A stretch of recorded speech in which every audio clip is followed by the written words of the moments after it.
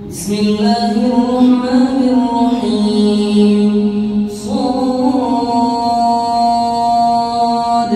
والقرآن ذي الذكر بل الذين كفروا في عزة وشقاق كم أهلكنا من قبلهم من قرن فنادوا ولا تحين مناص وعجبوا أن جاءهم